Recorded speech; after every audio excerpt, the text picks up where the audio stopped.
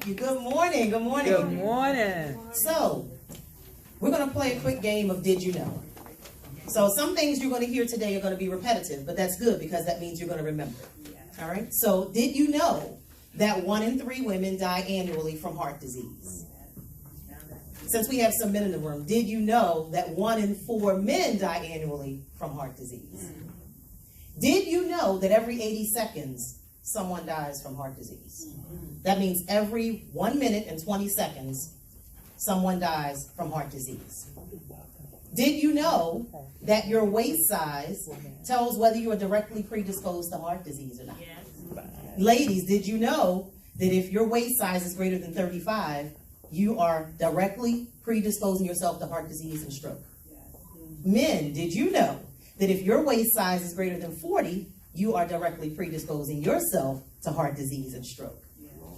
Did you know, finally, that you are in control of your heart health? How? Through self-care. So I have a sheet on everybody's table. If you don't have one, we have some extra ones at the empty tables. The 8 recharge pillars of self-care. They call me the self-care master. Why? Because self-care is a necessity. I teach women all over the world how to put themselves first on their calendar and not just their appointments. See, what do we do as ladies? We take care of everybody else, and we oftentimes put ourselves last on the plate, last on the calendar. Boo is okay, hubby's okay, the kids are okay, and we are suffering. Not only internally because we're suffering in silence a lot of times, but also we're suffering physically because we're not taking care of ourselves to make sure that we're nurturing and loving ourselves and making sure that our health is at optimal function. So we're going to quickly go through the 8 recharge pillars, and only you know yourself. Mind, body, and spirit, you know what part of you needs the most work. So there is no particular order that you can do this self-care plan. You map out your own self-care according to how you feel and what you need most. Now remember, the thing to remember is that we are a whole person. So we have to treat the whole person, right? So it's like a puzzle. Think about a puzzle when you were younger. You may sit at the kitchen table with your parents. You're putting the puzzle together. If one piece of that puzzle is missing, bent, it's out of shape, and it doesn't fit perfectly, what happens? You don't get the full picture, right? So if you are not loving on yourself and performing self-care, mind, body, and spirit, if one piece of you is missing or out of whack, people don't get to see the full, beautiful picture of who you really are. So we want you presenting the best version of yourself to the world every time you step out into the world. So the first one we're going to talk about, which Delana touched on a little bit, is self-advocacy. Are you speaking up for yourself? Not just saying, oh, okay, no, I don't like this, I don't like that. No, are you saying no to someone else to say yes to yourself? And are you saying no and making that a complete sentence? No is a complete sentence. There is no explanation needed if you're saying no to others to say yes to yourself. Are you speaking up like Delana said, when you're at the doctor's office? I go and I tell them what I'm doing and I'm not doing. So they laugh at me. The doctor's like, well, I know you're not going to take this medicine. I said, no, because I know my body better than anyone else. So I know what I need to fix in order to be at optimal function. So they laugh at me. So don't be afraid to speak up and say, no, I'm not taking that pill. What other options do I have? And if that doctor is truly not listening to you, it's time to get a new doctor. It's okay to get a second, third, fourth even. Get other opinions. Don't just settle for one word that one doctor has to say. They could be wrong. They're human. I'm in the medical field. I see a lot of errors, a lot of mistakes. They don't know it all. They're tired. They have families. They have lives. And so they're trying to juggle all these hats that they wear just like we are. So don't be afraid to self-advocate. Speak up for yourself and ask questions when it comes to your health. Number 2 is nutrition. We just talked about that waist size. Your waist size and your abdomen is all directly related to your diet. Now, I didn't say go on a diet because when you go on a diet, what's the first 3 letters? D-I-E. You think you're going to die, right? We're saying make better choices. You don't have to go on a diet. You can make better choices. Try to eat clean, like Delana was talking about. Give it a crap. Those things are loaded with sugar, salt, to make it fresh and make it look good so you want it. Instead, eat clean, raw, organic, whole foods. Get your fresh fruit and vegetables. So just make better choices. It doesn't mean you can never have the things that you like, that you may feel, are a little unhealthy, but have a cheat day. Yesterday was my cheat day. I wanted a fish sub so bad. And I got it, and then I was like, it's so nasty. So after you start to eat clean, you'll appreciate when you're eating crap. And you'll be like, why am I even doing this to my body? Why am I doing this to myself? It wasn't even worth cheating on my diet to do this. So you'll get to that point, but just make small steps. Eating nutritious foods, maintain that healthy weight, and also staying hydrated. That's something that we stay dehydrated. When was the last time you had something to drink, some water? So throughout your day, you should be staying hydrated. Are you suffering from headaches? 9 times out of 10, it could be dehydration. Hydrate first before taking medication in order to treat headaches. The next one is movement. Delana talked a lot about that. I know Candace is going to be talking about movement, so I'm going to briefly skim over that. Just exercising regularly, taking all the excuses out of exercising. Ladies, you don't have to go to a gym. If you belong to a gym, that's great, but you don't have to go to a gym. Park further. You're going to park further away. You're going to the mall, right? Park further away. You have to get back to your vehicle. So when you park further away, you have to get back. So you're going to be walking. So that can be a form of exercise. Use the stairs instead of the elevator.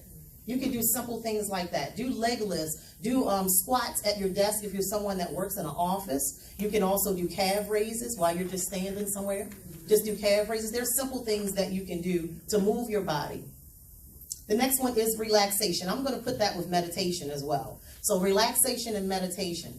Are you taking time to just be still? And when I say be still, I'm not saying be still with a cell phone in one hand or your laptop or your iPod. I mean, literally sitting there in silence with nothing in your hands, just really just focusing on your breaths, focusing on the movements of your body. Just brain dumping. So we carry so much in our brain. A lot of times we say mindfulness. You hear that word mindfulness? Is your mind full or are you being mindful? When you're quiet and you're silent, not only do you regain clarity and focus, but you also can come up with the next best thing that you're going to do for your life. Find that purpose of what you have to do. You're going to focus on what self-care plan you have next for yourself to make yourself whole. The next one is, the next two I'm going to put together as well, is healing and forgiveness. Yeah. Somebody say, let it go. Let it go. Let it go. Let it go. Some of us are holding on to things that somebody did to us 20, 30 years ago, and they don't even remember your name. And you still holding on, oh, she stepped on my shoe 25 years ago and didn't say I'm sorry. And we're still holding on. It is time to let that stuff go.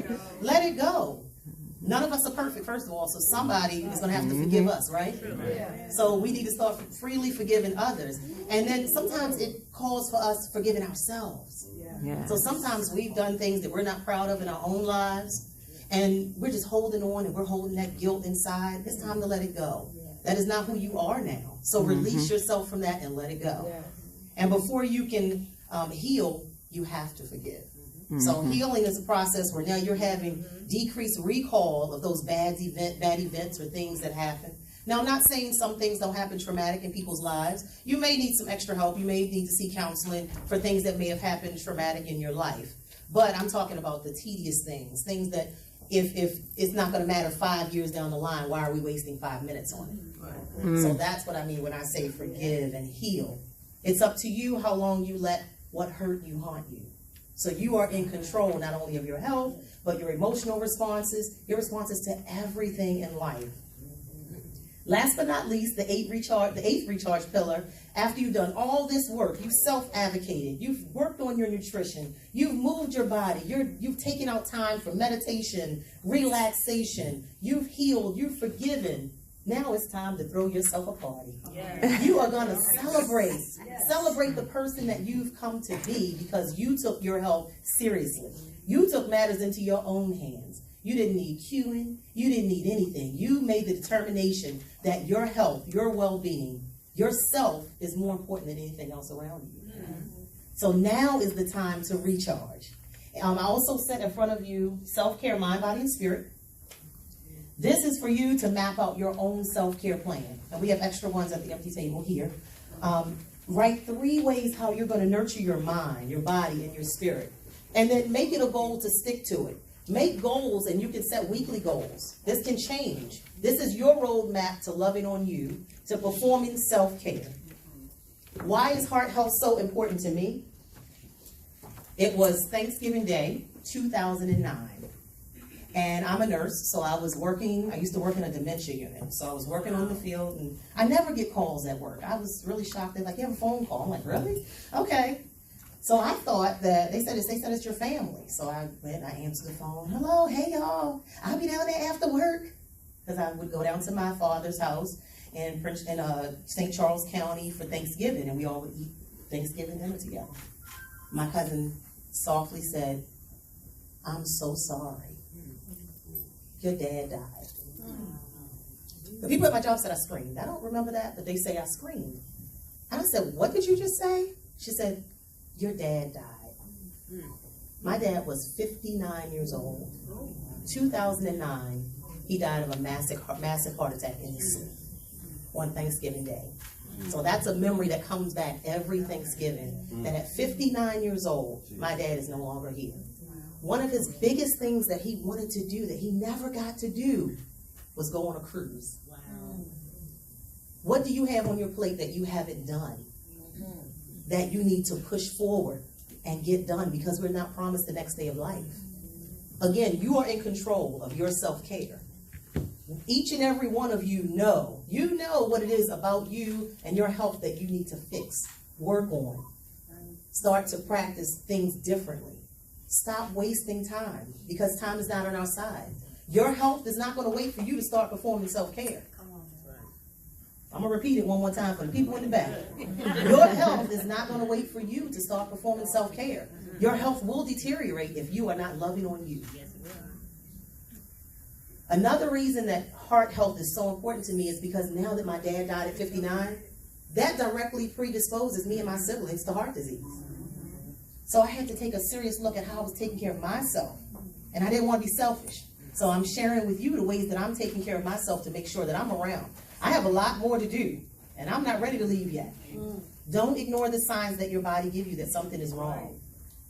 A lot of times we'll say, hey, let me just pop a pill and I'll lay down, it'll be okay. You may not wake up. 1 in 3 women die annually from heart disease.